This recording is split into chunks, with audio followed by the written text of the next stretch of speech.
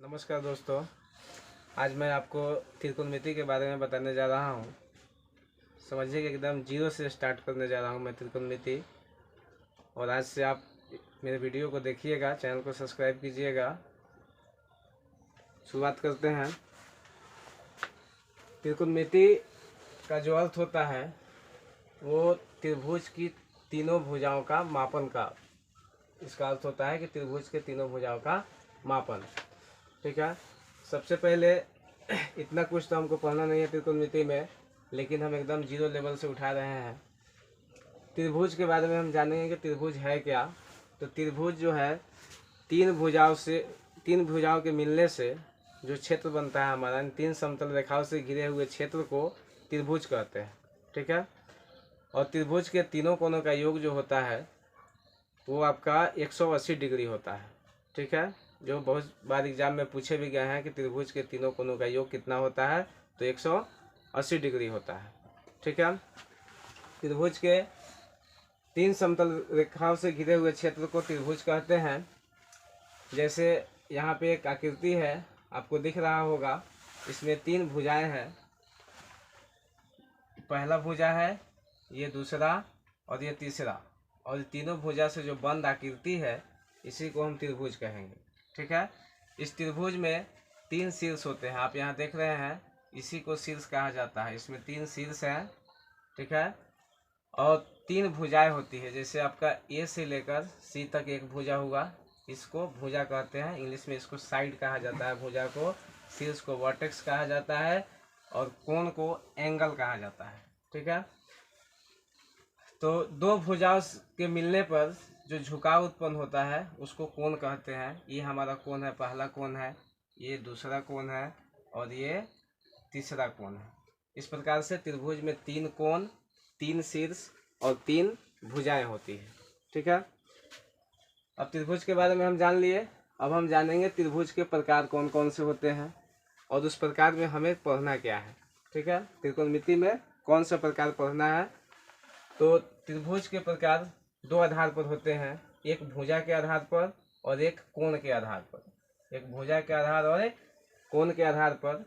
भुजा के आधार पर त्रिभुज के तीन प्रकार होते हैं। पहला समबाहु त्रिभुज।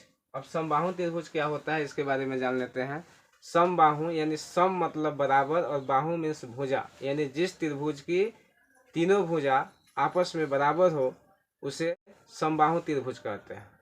ओके, दूसरा है समद्विबाहु। समद्विबाहु नाम से ही आपको परिभाषा याद हो जाएगा। सम मीन्स बराबर, द्वि मीन्स दो और बाहु मीन्स भुजा, यानी जिस त्रिभुज की दो भुजाएं बराबर हो उसे समबाहु त्रिभुज कहते हैं। ठीक है, समद्विबाहु त्रिभुज कहते हैं। जिस त्रिभुज की दो भुजाएं आपस में बराबर हो उसे समद्विबाहु त्रिभुज कहते हैं। तीसरा है हमारा विषम बाहु त्रिभुज। विषम बाहु, विषम मीन्स होता है अलग अलग, यानी जिस त्रिभुज की तीनों भुजा अलग अलग माप की हो उसे विषम बाहु त्रिभुज कहते हैं। ठीक है, कोण के आधार पर जो है, कोण के आधार पर त्रिभुज के तीन प्रकार होते हैं।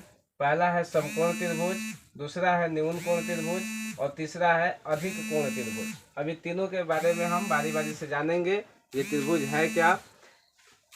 समकोण त्रिभुज जो है, समकोण त्रिभुज का मतलब होता है कि जिस त्रिभुज का एक कोण 90 डिग्री के बराबर हो उसे समकोण त्रिभुज कहते हैं। जिस त्रिभुज का एक कोण 90 डिग्री के बराबर हो उसे समकोण त्रिभुज कहते हैं। ठीक है, दूसरा है न्यून कोण त्रिभुज। न्यून कोण का मतलब होता है कि जिस त्रिभुज का सब तीनों कोण 90 डिग्री से कम हो, 90 डिग्री से कम हो उसे न्यून कोण त्रिभुज कहते हैं। ठीक है, तीसरा है अधिक कोण त्रिभुज। अधिक कोण त्रिभुज, जिस त्रिभुज का एक कोण 90 डिग्री से अधिक हो उसे अधिक कोण त्रिभुज कहते हैं। ठीक है, अब इस 6 प्रकार के त्रिभुज में से हमें त्रिकोणमिति में सिर्फ पढ़ना है समकोण त्रिभुज। सिर्फ क्या पढ़ना है? समकोण त्रिभुज पढ़ना है। पूरे त्रिकोणमिति में हम सिर्फ समकोण त्रिभुज पर ही चर्चा करेंगे और समकोण त्रिभुज के आधार पर ही पूरा त्रिकोणमिति है। चलिए अब आपको समकोण त्रिभुज के बारे में पढ़ना है, क्योंकि त्रिकोणमिति में इसी का प्रयोग है। ठीक है, तो समकोण त्रिभुज, जिस त्रिभुज का एक कोण 90 डिग्री का हो उसे समकोण त्रिभुज कहते हैं। आप इसको ऐसे भी बना सकते हैं,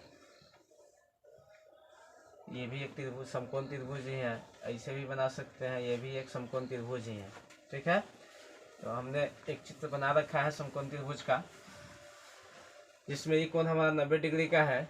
इसको हमने थीटा मान लिया है, इसको थीटा कहा जाता है। थीटा के सामने वाली भुजा को लंब कहते हैं। जहाँ थीटा रहेगा उसके सामने वाली भुजा को लंब कहेंगे, और लंब को पी से सूचित किया जाता है क्योंकि इसका अंग्रेजी परपेंडिकुलर होता है। ठीक है, और सबसे बड़ी भुजा को कर्ण, सबसे बड़ी भुजा कर्ण होती है, जिसे एच से सूचित किया जाता है, जिसको हाइपोटेनस कहा जाता है अंग्रेजी में। और जो ये दोनों भुजा के बाद जो भुजाएं बन जाती है उसको आधार कहते हैं, जिसको बी से सूचित किया जाता है, अंग्रेजी इसका बेस होता है। ठीक है, अब हम त्रिकोणमितीय अनुपात के बारे में जानेंगे, क्योंकि आपके प्रश्नावली 8.1 में सबसे पहले आपको यही चीज़ पढ़ना है और इसी पर पूरा प्रश्नावली आपका बनेगा, इसी सूत्र पर। तो अनुपात, हम एक भुजा को दूसरे भुजा से भाग देते हैं अनुपात में। तो जैसे हमने पहले लंब को कर्ण से भाग दिया, फिर आधार को कर्ण से भाग दिया, फिर लंब को आधार से भाग दिया, फिर आधार को लंब से भाग दिया, कर्ण को आधार से भाग दिया और कर्ण को लंब से भाग दिया। इस 6 स्टेप में हम इसका अनुपात लिख सकते हैं, इससे दूसरा स्टेप इसका नहीं आएगा। ठीक है, इस सब का एक एक नाम दिया गया, सब त्रिकोणमितीय अनुपात का एक एक नाम दिया गया है। जैसे लंब बटा कर्ण का नाम है साइन थीटा। आप थीटा के जगह पर ABCD फाई कुछ भी लगा सकते हैं। ठीक है, XYZ कुछ भी लिख सकते हैं यहाँ पे। तो हमने यहाँ थीटा रखा है, इसलिए यहाँ पे साइन थीटा लिखा। ठीक है, आधार बटा कर्ण का नाम दिया गया कॉस थीटा।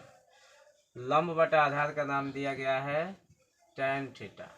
ठीक है, आधार बटा लंब का नाम दिया गया है कॉट थीटा।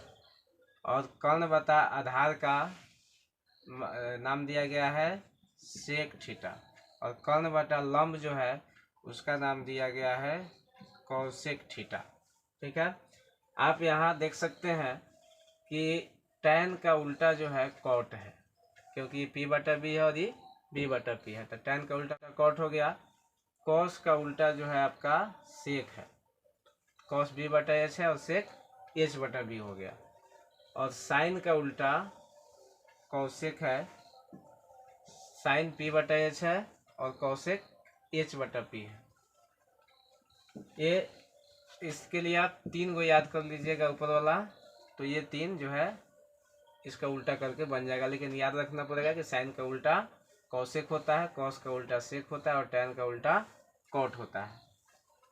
ठीक है, इसके अलावा एक परिमेय है जिसको पाइथागोरस परिमेय कहा जाता है। समकोण त्रिभुज में एक परिमेय होता है, कर्ण का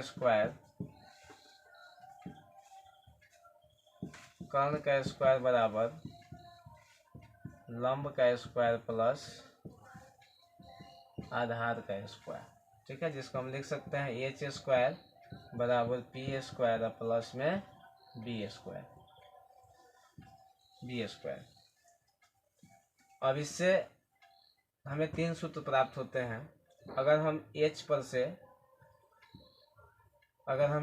से स्क्वायर हटाते हैं तो इधर रूट लगता है, ये हो जाएगा आपका P square plus B square.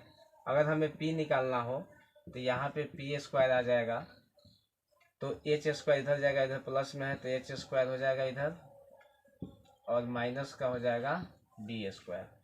P पर से हम स्क्वायर हटाते हैं तो root under H square minus B square हो गया। ये आपका एक सूत्र हो गया, ये आपका दूसरा सूत्र है। तीसरा, अगर हमको B का मान निकालना हो यानी आधार का मान निकालना हो तो B स्क्वायर बराबर H square minus P square. B पर से स्क्वायर हटाएंगे तो root under H square minus P square, ये आपका तीसरा सूत्र में।